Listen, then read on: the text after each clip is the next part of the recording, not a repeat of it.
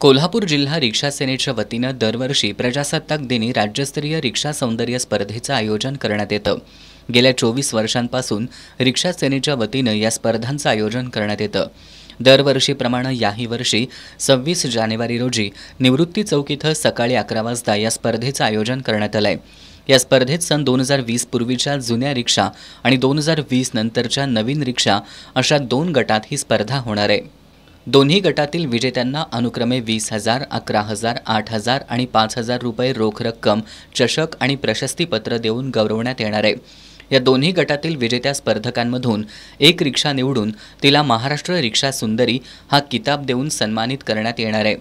या स्पर्धेचा बक्षीस वितरण समारंभ सायंकाळी 6 वाजता मान्यवरांच्या उपस्थितीत निवृत्ती चौक इथं होणार आहे।